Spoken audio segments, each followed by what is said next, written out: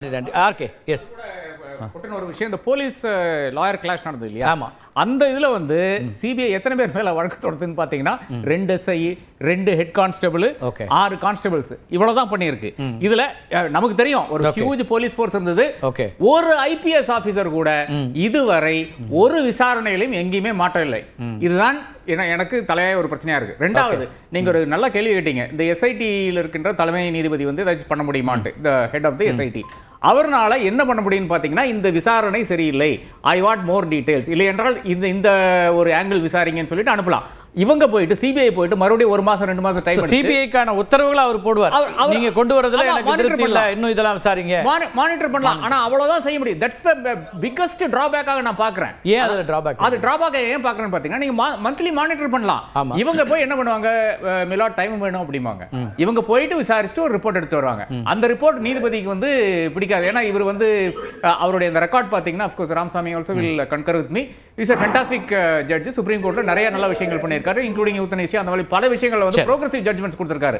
ஆனால் என்ன எங்க பிரச்சனை வருதுன்னு பாத்தீங்கன்னா, he cannot conduct the investigation. இவர் வந்து டைரக்ஷன் தான் கொடுக்க முடியும், சிபிஐ தான் இன்வெஸ்டிகேஷன் கண்டக்ட் பண்ணணும், அவங்க தான் எடுத்து வரணும். இங்க தான் வந்து இந்த சுத்துல வண்டி விட்டாங்கன்னா இங்க தான் பொலிட்டிக்கல் இஷ்யூ வரும். பொலிட்டிக்கல் இஷ்யூ நீங்க சொல்றது விஜய் மட்டும் டார்கெட் பண்ணப்படுவார் அல்லது தாவேகா நெருக்குவாங்கன்றீங்க. அது தமிழ்நாடு காவல்துறையையும் அவங்க நெருக்க முடியும், அல்லது தமிழ்நாட்டுல இங்க அந்த இடத்த யார வேணா விசாரிக்க கொண்டு வரலாங்கிறாரு. அது யார வேணா விசாரிக்கலாம், அதுல என்ன மாற்றுக்கிறதே கிடையாது.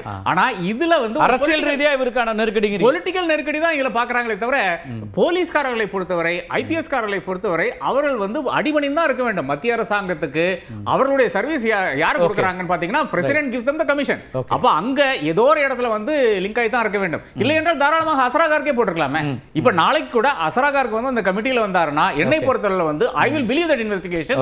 நான் முழுக்க வந்து அந்த இன்வெஸ்டிகேஷன் வந்து துரிதமாக நடக்கும், 1 மாசத்துக்குள்ள ரிப்போர்ட் தருவாங்கன்னு நான் இன்னைக்கே சொல்றேன். ஓகே, இப்ப ஒரு பிஜேபிக்கு ஒரு நல்ல வாய்ப்பு கிடைச்சிச்சா அப்ப தாவேக்காவை நெருக்கிறதுக்கு? கான்ஸ்டன்டா எந்த ஒரு இன்வெஸ்டிகேட்டிவ் ஏஜென்சியா இருந்தாலும் சரி, அது தமிழ்நாடு போலீஸா இருந்தாலும் சரி, எல்லாருமே கான்ஸ்டன்டா எல்லா இன்வெஸ்டிகேட்டிவ் ஏஜென்சியும் குறை சொல்லிட்டு இருக்கிறது எனக்கு பிடிக்கல. 99% எல்லா இன்வெஸ்டிகேட்டிவ் ஏஜென்சியும் அவங்க வேலையை சரியா தான் பண்றாங்க. ஒரு சில இடங்களில் சிலர் தவறு செய்யலாம். வரிசையா இன்னைக்கு வந்து திரு நயினார், தமிழிசை சவுந்தரராஜன் அவர்கள், அண்ணாமலை எல்லாருமே நீங்க வரவேற்று சிபிஐ தான் ஒரே அருமருந்து, அதுதான் சரி அப்படி தீர்ப்பை வரவேற்கிறதுக்கான காரணம் என்னன்னா, இன்வெஸ்டிகேஷன் இதுல ஆரம்பிச்ச போது பிரச்சனை இருக்கு. ஏன்னா அப்போ இருக்க பிரஸ் ஸ்டேட்மெண்ட்ஸ் வந்து ஒரு பிரசம்ஷனோட ஒருத்தர் மட்டும் தான் தவறு. ஒரு என்கொயரி ஏஜென்சி ஜென்ராம் ஒரு விஷயம் குறிப்பிட்டார்ல, நீங்க கொள்கை எதிரின்னு ஒருத்தர் சொல்றாரு, அந்த கொள்கை எதிரிய அவ்வளவு அன்பா நடத்துறாங்க பாஜக, அல்லது கொள்கை எதிரி பாஜக அப்சல்யூட்லி நெசசரி சார். விஜய் என்ன வேணா சொல்லிட்டு போடும் சார். ஒரு ஆப்போசிஷன் அப்படின்னு வந்துருச்சுன்னா எல்லா எதிர்க்கட்சிகளும் ஆளுகின்ற கட்சியை கேள்வி கேட்க வேண்டியது அவர்களோட கான்ஸ்டிடியூஷனல் டியூட்டி. அவர்கள் அதை ஒன்றாக செய்ய வேண்டும். அதை வந்து கான்ஸ்டன்டா தமிழ்நாடுல மட்டும் பல மாநிலங்கள்ல ஃபெயிலியர் இருந்துட்டு இருக்கு. அது இந்த ஒரு விஷயத்துல இருந்து அட்லீஸ்ட் மாற்றம் அடைஞ்சிருக்கு அப்படின்றது ஒரு பெரிய விஷயம். அரசியல் நோக்கம் டெஃபினட்டா இருக்கு. ஏன்னா எலெக்ஷன்ல என்ன ஸ்வீப்பிங் வின் வேணும் அப்படின்றது ஆசை. நான் வெறும் 117 மட்டும் எடுத்தா போதுமா, இல்ல நான் 200 எடுக்கணுமா, எல்லாருக்கும் நான் எவ்வளவு அதிகபட்சமா ஜெயிக்க முடியும் அப்படின்றது தான். சோ அப்ப அதற்கான நோக்கம் என்ன அப்படின்னா, அதிகபட்சமான கட்சிகள் அதிகபட்சமான வாக்குகள் பெற வேண்டிய அவசியம் இருக்கிறது. அப்ப அதற்கான தேவை என்னவோ எல்லா அரசியல் கட்சிகளும் அதை செய்வாங்க. ஆனா அதை இன்வெஸ்டிகேட்டிவ் ஏஜென்சியோட சம்பந்தப்பட்டு பேசுறது அப்படின்றது தவறு. ஆனா இன்னைக்கு பயன்படுத்துவாங்கன்னு ஆர்கே சொல்றாரு. இல்ல, அந்த வல்னரபிலிட்டி எலக்ட்ரல் விக்டரியில இருக்க வல்னரபிலிட்டி. அது வந்து இன்னைக்கு உங்களுக்கு இந்த மாதிரி ஒரு நெகட்டிவ் ஸ்டேட்மெண்ட் இருக்கு, இந்த மாதிரி உங்களோட கட்டமைப்பு வந்து சரியாக இல்லை, இல்ல உங்களால இந்த ஒரு ரியாக்ஷனை சரியா மானிட்டர் பண்ண முடியல அப்படின்ற அந்த பிரச்சனை. ஆனா இவர்கள் எல்லாருக்குமே எல்லாரோடையும் கூட்டணி சேரலாம் தான். காங்கிரஸோட சேர வேண்டாம் அப்படின்னு கலைஞர் கருணாநிதி அவர்கள் நினைத்தார். ஆனா இன்னைக்கு திமுக யாரோட இருக்காங்க? ஆனா இதே பாஜகவோட விசிகேவும் சரி இல்ல திமுகவும் சரி முன்னாடி அலையன்ஸ்ல தான் இருந்தாங்க. அதற்கு முன்னாடி அவர்கள் சேரலாமா வேண்டாமா அப்படின்னு நினைச்சாங்க. பாபரி மஸ்ஜிதுக்கு அப்புறமா இருந்திருக்காங்க, குஜராத் கோத்ரா போது இருந்திருக்காங்க. 11 சொல்றீங்கன்னா 2011 உதாரணத்துல சிபிஐ வரும், கூட்டணி அமையறதுல. நான் தான் சொல்றேன், நான் எல்லாத்துக்குமே சிபிஐ பிரச்சனை கிடையாதுன்னு தான் சொல்றேன். இல்ல அப்ப அப்படிதானே நீங்க அந்த சார்ஜ் என்ன வச்சாங்க? காங்கிரஸ் திமுக கூட்டணியே சிபிஐ ஆல உருவாச்சு, காங்கிரஸ் பியூரோ ஆஃப் இன்வெஸ்டிகேஷன் நெருக்கடியால வந்துச்சுனாங்க. இப்ப அதே வருமா? நான் உறுதிப்படுத்துறேன். நான் அதுதான் சொல்றேன், வர்றதுக்கு காரணம் சிபிஐ மட்டும் தான். நான் இன்னொன்னு கேக்குறேன், இந்த நாகேஸ்வர ராவ் ஒருத்தர் இருந்தாரு, சிபிஐ டைரக்டரா இருந்தாரு. அவர் வெளியே போய் இன்னைக்கு அவர் பேசி கொண்டிருக்கிற பேச்சு என்ன பார்த்து கொண்டு தான் இருக்கிறோம். மிட் நைட்ல வந்து ஒரு டைரக்டரை வந்து மாத்தி அது வந்து அந்த இடத்தையே வந்து அப்படியே ஏதோ பெரிய ஒரு ஆர்மி அட்டாக் மாதிரி அட்டாக் நடத்தி அந்த சிபிஐ ஹெட் குவார்ட்டர்ஸ் வந்து கப்ஜா பண்ணி ஒருத்தர் உட்கார வைக்கும் போது அதுல வந்து அரசியல் நோக்கம் இருக்குமா இல்லையா? இதுதான் மேக் மீ கான்ஃபிடென்ட்ங்கற, அவ்வளவுதான் நான் சொல்றேன். ரைட். அரசியல் சாமர்த்தியம் தேவை. அது அரசியல் கட்சியாக எந்த கட்சியாக இருந்தாலும் அவர்கள் வெல்ல வேண்டியது. பாஜக செய்யறது சரி ஒண்ணும் இல்ல. இன்னொரு சிம்பிள் எக்ஸாம்பிள் வேற ஏஜென்சியை பயன்படுத்துதுன்னு ஒரு குற்றச்சாட்டை வைக்கிறாரு. விசிகா என்ன கேள்வி கேக்குறாங்க, அவங்க ஏன் விஜய் உள்ளாக்கல, ஏன் அவங்களுக்கு விஜயோட சேர வேண்டுமா வேண்டாமா அப்படின்ற அவங்களும் பால் பிளே பண்றாங்க ரெண்டு சைடும். சோ எல்லா அரசியல் கட்சிகளும் அதே பொசிஷன் தான்.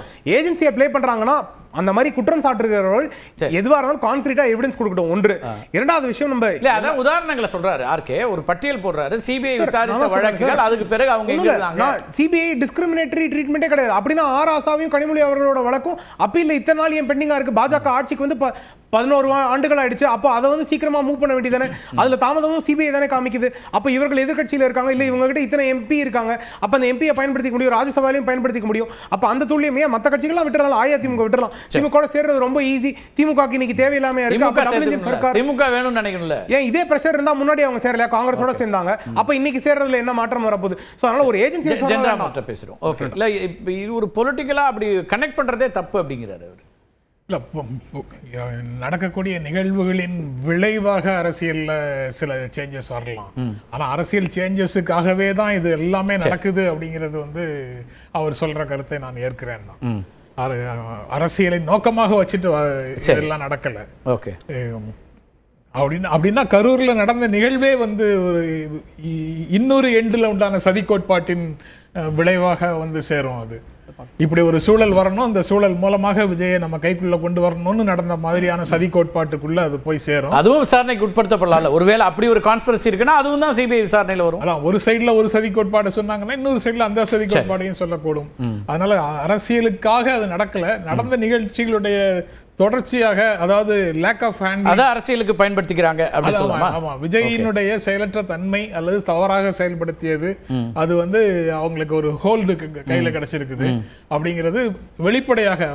உண்மையில் நான் நம்புறது உண்மையிலேயே அவங்க வந்து விஜய் வந்து பாஜகவினுடைய பிடியில தான் இருக்கிறாரு. இப்ப சாதாரணமாக எல்லா மக்களுக்கும் அந்த அவங்க பிடியில போய் சேர்ந்தது பகிரங்கமாக வெளியில தெரியுது அப்படின்னு நினைக்கிறேன்.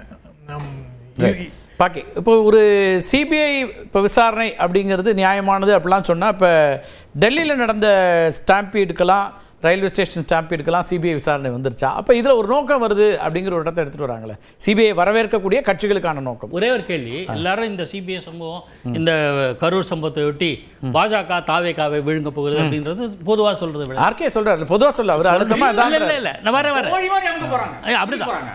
அவங்க பாஜகவை பொறுத்தவரையில் இவங்களுக்கு இதுதான் சந்தர்ப்பத்தெல்லாம் காத்திருக்க மாட்டாங்க. அவங்களுக்கு நினைச்சாங்களா விஜய் கூட்டம் கூடுது, இவங்களை நம்ம இழுக்கணும், ஒரு ரைடு போறோம், ED ride, CBI ride, IT ride, 1008 ரைடுகள் வச்சுட்டு அவங்க பண்ண முடியும். ஆனா அப்படி பண்ணல. சந்தர்ப்பம் ஒரு நடந்து விட்டது, நடந்த பிறகு அதை தங்களுக்கு சாதகமா, இன்னும் பாஜகவோட அதிகமாக அதிமுகவோட நெருங்கி தான் தாவேகா வருது. அது ஒரு அரசியல் காலம். நான் அதை பத்தி ஒரு சில நிமிடம் கழிச்சு சொல்றேன். இதுல நான் என்ன சொல்றேன், ஒரு சம்பவம் நடந்திருக்கு, துரதிருஷ்டவசமாக ஒரு துயர சம்பவம் நடந்திருக்கு, தமிழ்நாட்டில் நடந்திருக்கு.